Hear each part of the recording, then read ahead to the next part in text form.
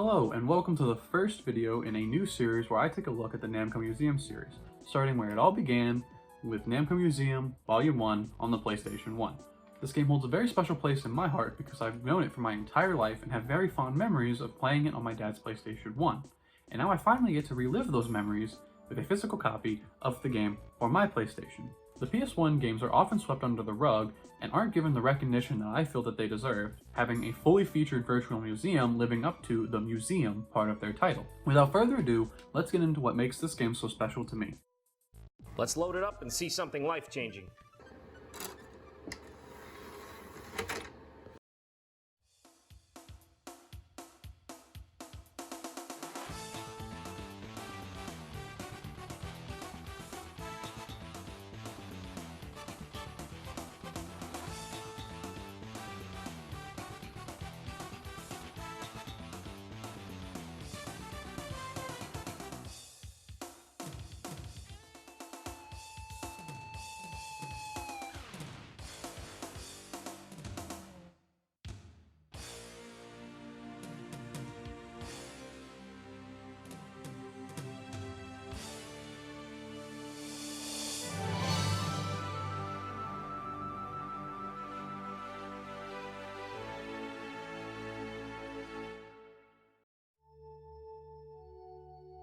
Volume 1 was released for the PS1 in North America on July 31st, 1996. It released in Japan a whole 8 months before us in November of 1995, but it's okay, I forgive them.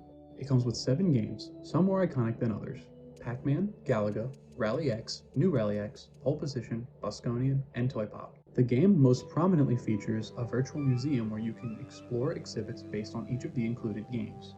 You can look at promotional art, instructional cards, arcade flyers, cabinet artwork, and the game's actual motherboards. The included games use a JAMA emulator running the game's original source code, making these close to perfect ports, only being held back by the console's resolution. From what I was able to find, JAMA, Japan Amusement Machine and Marketing Association, is the name of a set of standards for a few things in regard to arcade games, so things like controller wiring and video connectors. It's run by a Japanese trade association run by Bandai Namco, Sega, Taito, Koei Tecmo, Capcom, and Konami, among others. Nintendo was apparently a part of this group until 1986. Here's a fun fact about the name Namco Museum. It was originally used for a chain of Namco-operated department stores in the 1980s that sold Namco character merchandise and had many of their arcade games available to play. After a brief walk through the lounge, I think it's a good time to move to the Pac-Man exhibit.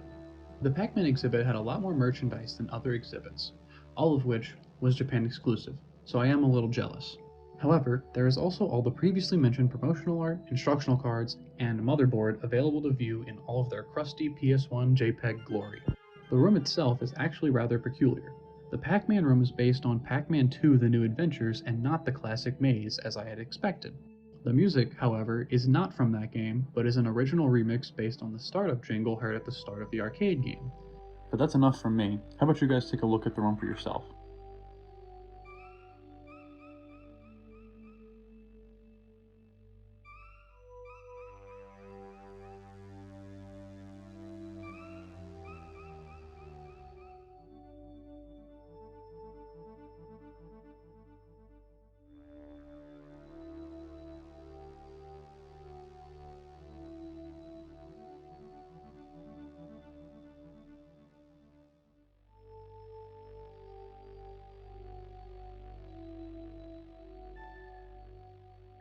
It's a shame there isn't more to interact with, but that just gives us a perfect reason to move into talking about the game.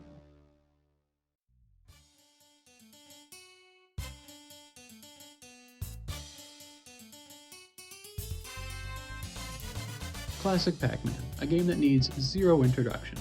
The arcade smash hit that released in 1980 where you run around the maze eating dots and getting chased by ghosts. This game is a very welcome inclusion in this collection. It's a no-brainer.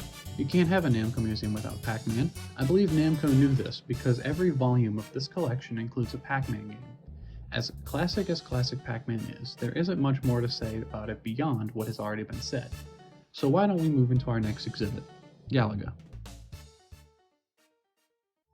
The Galaga exhibit had no merchandise on display, just the standard cabinet and promo art. Nothing all too special here, so I'll take this time to mention the How to Play board and Sprite Viewer. All exhibits have the Sprite Viewer and How to Play board. The Sprite Viewer is nothing fancy but does its job. The How to Play board leaves much to be desired. It only explains your objective in the game with little to do with the how to complete that objective. There's also a page giving a very brief history about the game. What history is provided is very lackluster and could have been more in-depth. The actual Galaga room is really cool. It has a futuristic spaceship vibe that makes sense given the game it is representing. While this works, I am curious to know what Bosconian's room will look like since generic spaceship theme is taken. The music in this room is actually really good. It's a sort of dramatic rendition of the startup jingle heard in the arcade game. Since I am once again out of interesting things to talk about, have a look around the Galaga room.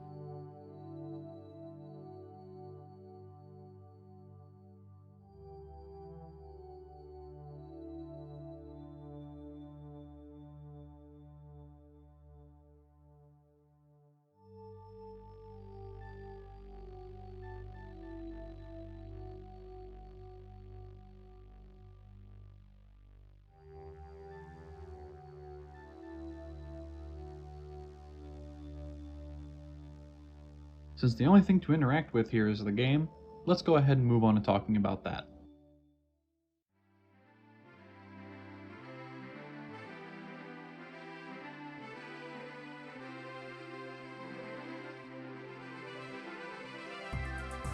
Galaga, like classic Pac-Man, needs no introduction.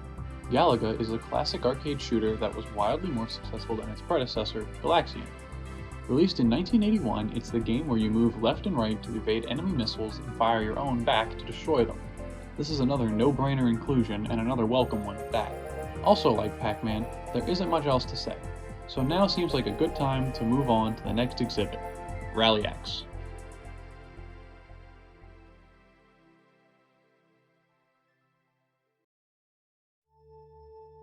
Like the Pac-Man exhibit, wow, we really are comparing to Pac-Man a lot in this video, aren't we? There's lots of merchandise available for your viewing pleasure. All of it, if not most of it, being Japan exclusive. Either way, I'm never going to be able to get my hands on any of it, furthering my jealousy. Once again, the exhibit features the same cabinet and promo art, motherboard, sprite viewer, and how to play board, except this time it's for 2 games instead of 1. Both Rally X and New Rally X share this exhibit and game room. I'll go ahead and use this time to talk about the tips book. The tips book serves as a how to play more so than the actual how to play board. This book has pretty decent tips, and had they added one more slide about what the objective was, it would have made the board completely pointless. The game room itself isn't too interesting compared to the previous 2 rooms. The room is pretty much a white void with cars driving on the sides. The music playing here is pretty good though. After we finish looking around the room, we can move on to talking about the 2 games this room is themed after.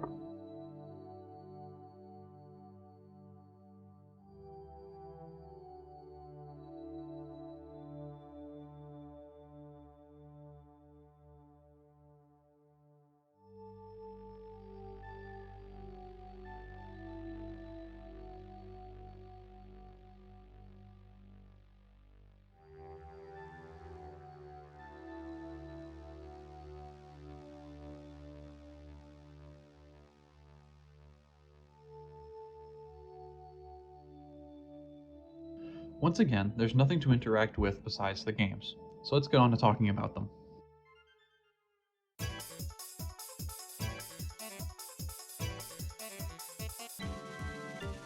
Rally X is a game similar to Pac-Man in that you go through a maze collecting all of the collectibles to complete the stage while avoiding enemies in pursuit. However, it features cars as the characters and flags as the collectibles. There are also some rocks that can block your path and will make you lose a life when you hit them. While the game is simple, probably simpler than Pac-Man, it was a pioneer of video game music. Rally X was the first video game ever to have background music. While its sequel/upgrade overshadowed the original, we must give the OG Rally X credit where it's due. New Rally X is the same game as Rally X but with better background music, more colorful visuals, less dead ends, and less enemy cars on the stage at once. One of the key differences between Rally X and New Rally X is the Lucky Flag. New Rally X introduces the Lucky Flag. It is the flag with an L at the top left of the sprite. When collected, the flag will give you bonus points for your remaining fuel. With Rally X now out of the way, let's move on to our next exhibit, Pole Position. The pole position exhibit is much of the same content-wise, so moving forward I'll only be showing and talking about the themed rooms.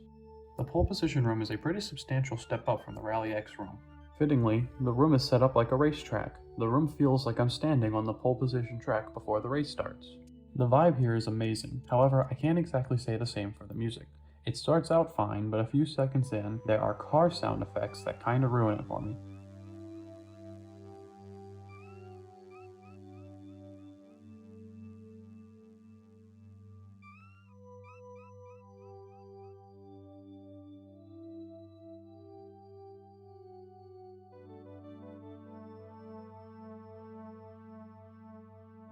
After a look around the room, let's talk about pole position itself.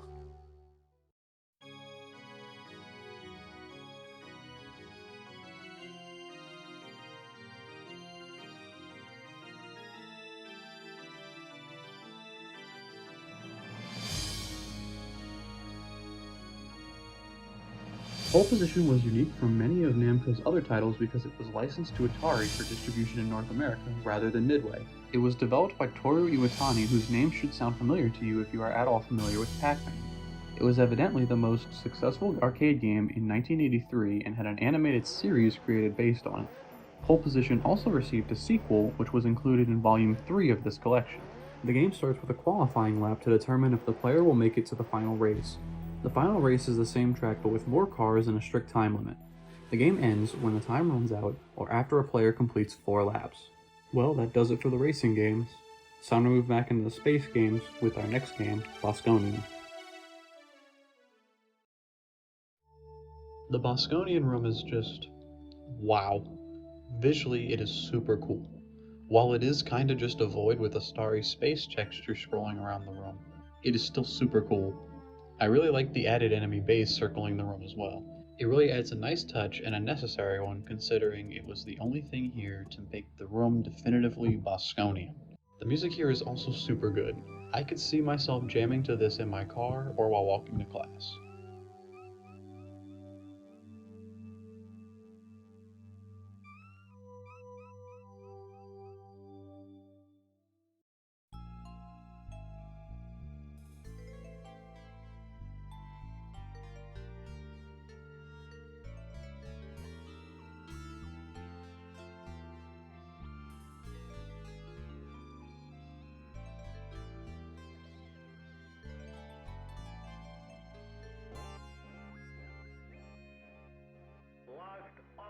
Bosconian is a free-roaming shoot-'em-up arcade game having 8 directions of movement as opposed to Galaga's fixed 2 directions.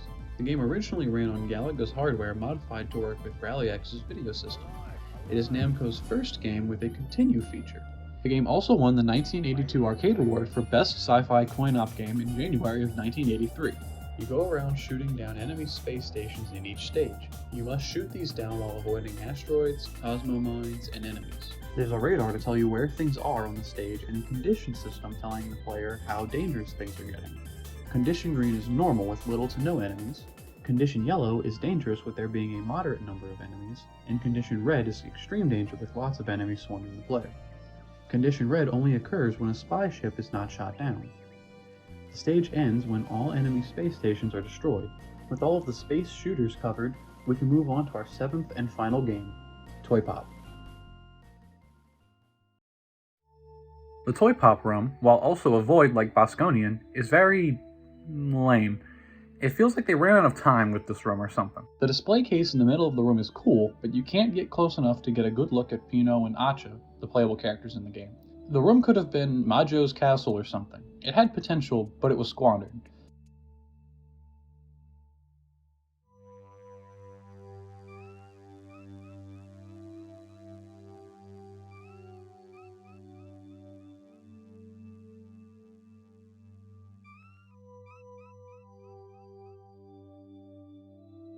Since there is quite literally nothing to talk about here, let's get on with talking about the game that this room does a terrible job of representing.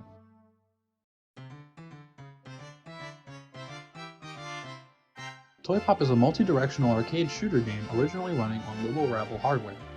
It was the only 8-bit game Namco released that doesn't use the Yamaha YM2151 FM sound chip. This is the only game in this collection that allows for simultaneous multiplayer. The players take control of two dolls, Pino and Ache.